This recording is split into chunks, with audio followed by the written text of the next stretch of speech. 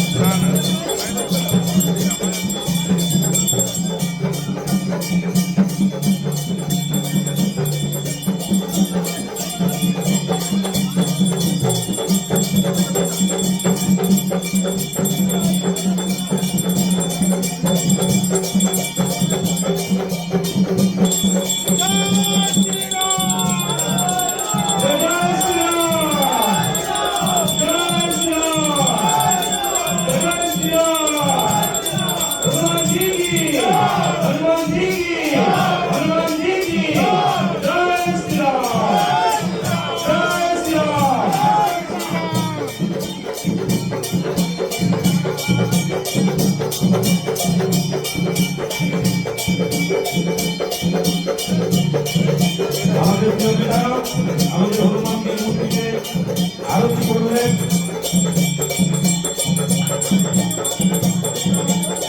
আর মন্দিরগ্রাম Bajrang committee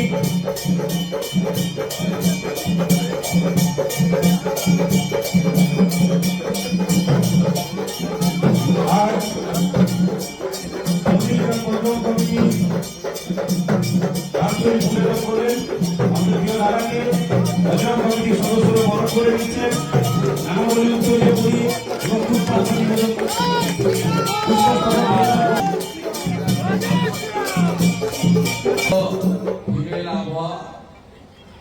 এবং শীত অনেক বেশি পড়েছে, বয়স্ক লোকজনের অসুবিধা হচ্ছে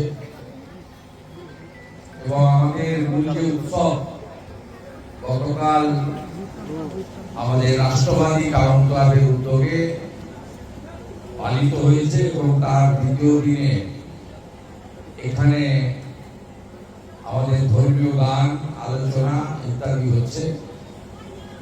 যেহেতু ভারতবর্ষের যশস্বী স্বরাষ্ট্রমন্ত্রী অমিত শাহজি কলকাতায় ছিলেন, তাই গতকাল আমি আসতে পারিনি। আজকে এসে বজরংবলীর পায়ে ফুল দিলাম, ধূপ দিলাম এবং আরতি করার মধ্য দিয়ে আমার যে সনাতন সংস্কৃতির যে ধারা মেনে আমার যে কর্ম, আমি একজন হিন্দু হিসেবে সেটা করলাম।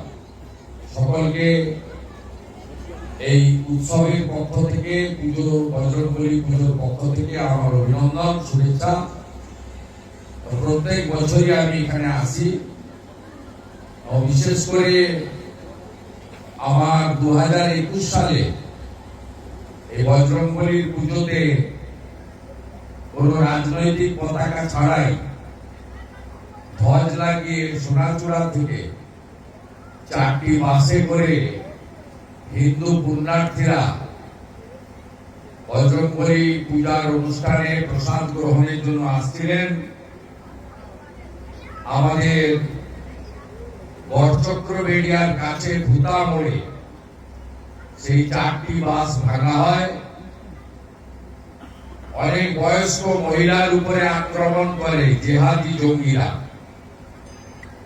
এবং ধান জমিতে নিয়ে গিয়ে ফেলে ফেলে মারা হয়। মোট 45 জন আহত হয়েছিলেন, তার মধ্যে 17 জন বয়স্ক মহিলা ছিল। আমি যতদিন এই অনুষ্ঠানে আসব এবং যতদিন আমার স্মৃতিশক্তি থাকবে আমি এটা ভুলে যাব না। এবং যদি ভগবানের আশীর্বাদে আমি কখনো ক্ষমতা পাই, তাহলে 2021 সালের জানুয়ারি মাসে যে ঘটনা ঘটিয়েছিলেন তার কেসকে রিওপেন করব এবং যোগী আদিত্যনাথের মতো ভালো করে ওষুধ দেব। এটা বজরংবলীর সামনে প্রত্যেকবারে বলি, এবারেও বলে গেলাম, जो हिंदू हित में काम करेगा वही बंगाल में आने वाला दिन में राज करेगा। ধন্যবাদ আমাদের প্রিয় বিধায়ক।